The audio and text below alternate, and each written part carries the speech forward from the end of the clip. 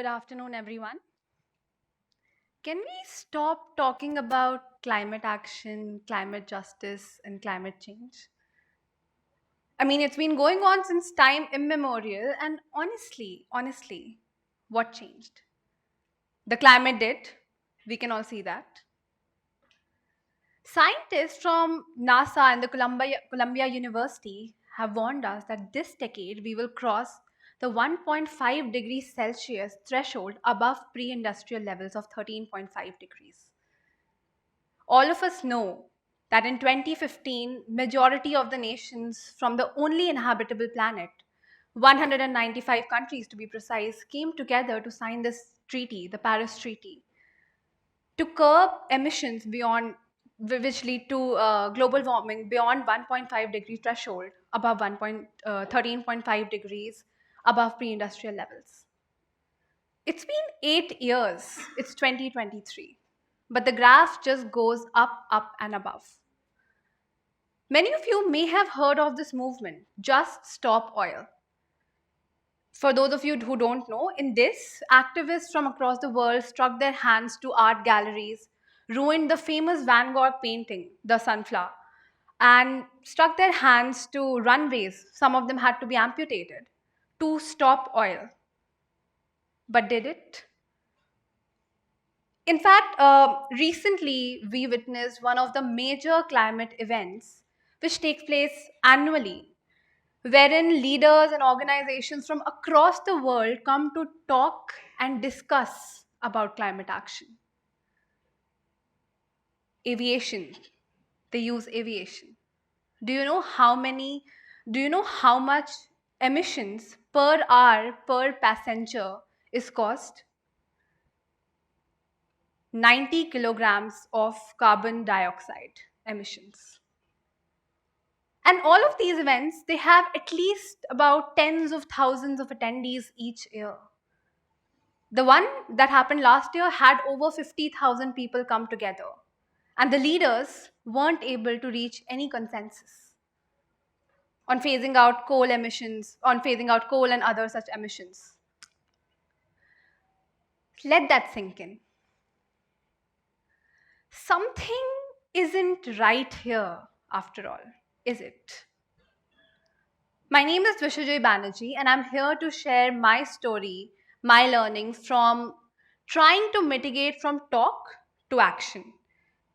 And this story dates back to just after my 10th grade, wherein I heard my calling, an urge to contribute, and how all of it culminated into the soft movement. All I started with was trying something to simplify action and make a tangible impact. Aim set ho gaya tha, but action. So initially I formed a team, I called my friends, we came together and we were doing everything.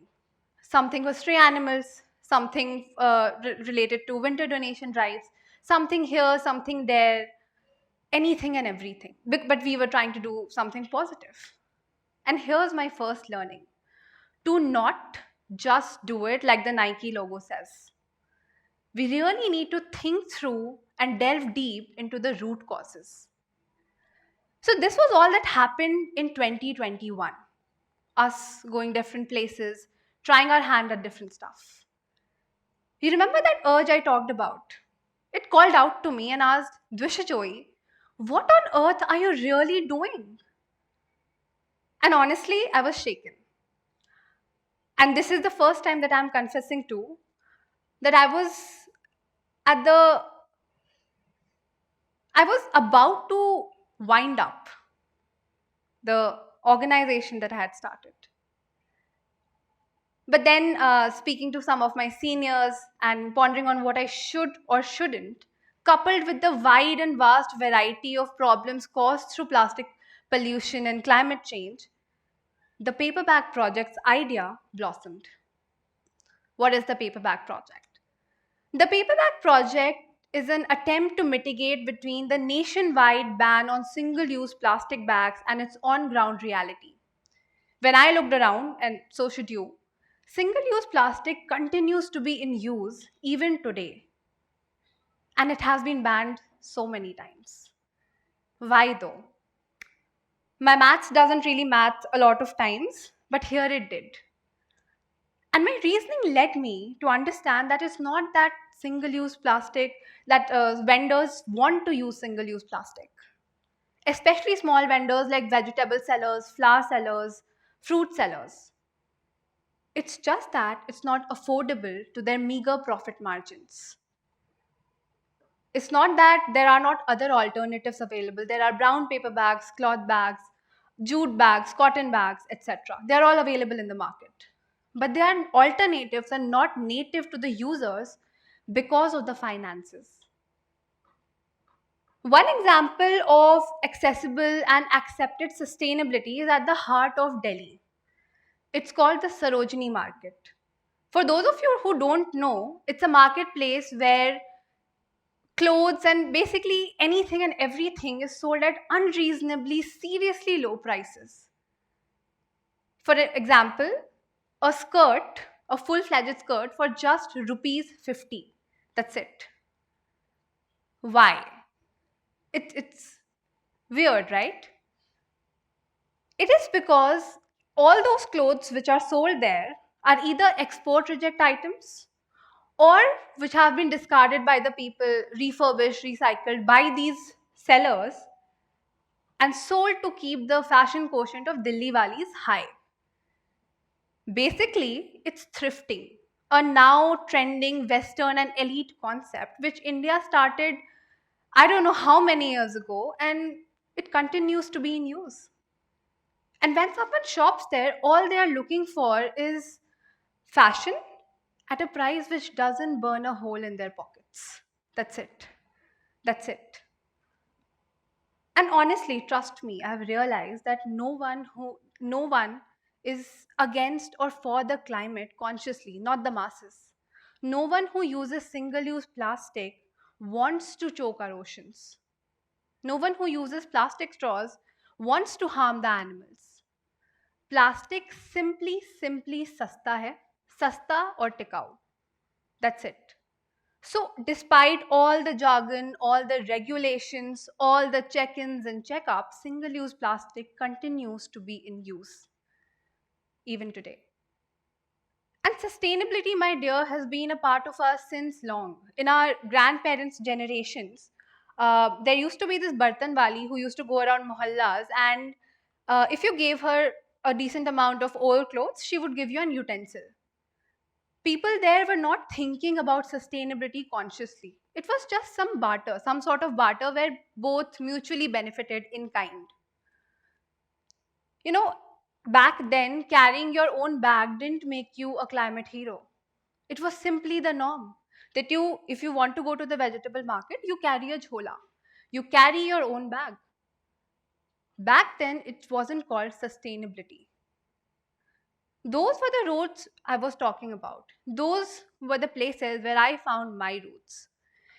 And the concept of simple action, tangible solution, and a people's movement reckoned me to cultivate this project further, and we took it to different schools, colleges, and organizations wherein we highlight the importance of action taking over action talking simply through a workshop wherein we have people like you come together, sit for 5-10 minutes, create newspaper bags, and go and distribute it to small vendors such as these flower sellers, vegetable sellers, and fruit sellers.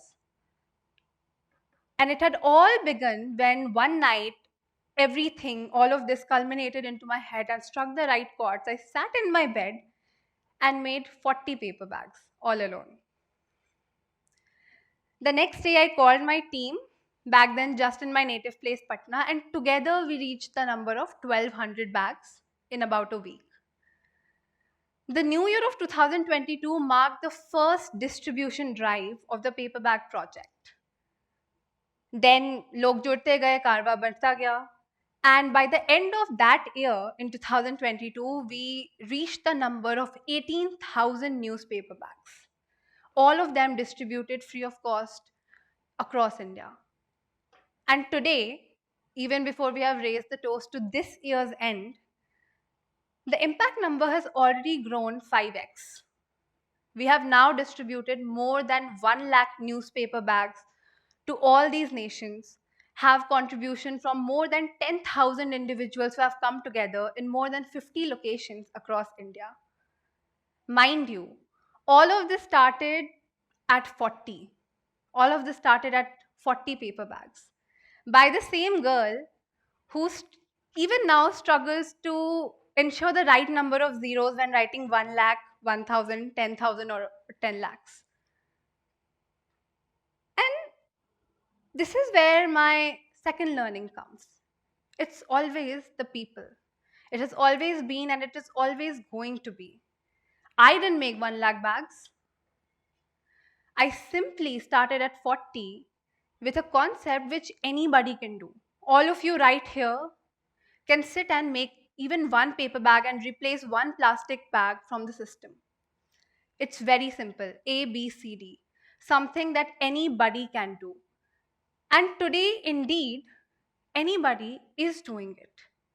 The concept has been replicated by various organizations, people groups, various schools have done it. The Paperback Project is rippling through cities. These paperbacks have been made and held by people I may never get to know. They also may never get to know me. Traveled gullies that I haven't and reached homes, the doors of which I haven't knocked. It is indeed a people's movement now.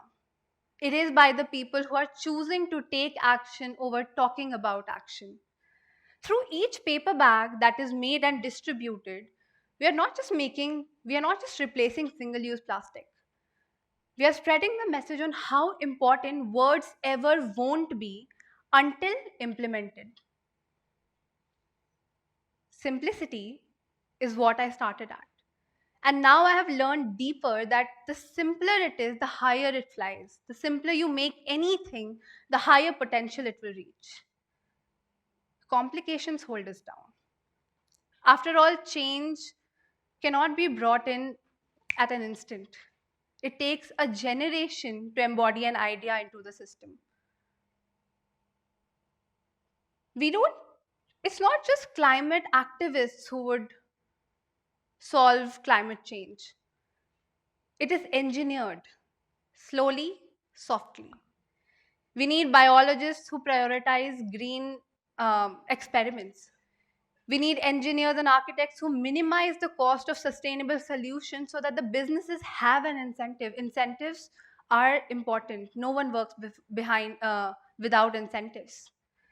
We need teachers who do not ask us to submit projects about pollution in a plastic file, which does end up in a dump eventually. I have faced that. Here's what I want to convey. Climate change would never be solved when it's thought to be solved. Climate justice doesn't happen when we think it's right or that it should. It only happens when it's convenient, simple, financially more incentivizing than not, and when terms such as green economy, circularity, or climate justice aren't elite terms anymore. All I want to say is we don't need to do climate action. We don't need to take steps to mitigate climate action. We simply need to comply with actions which do not harm the climate. And soft moves are the key. Thank you so much.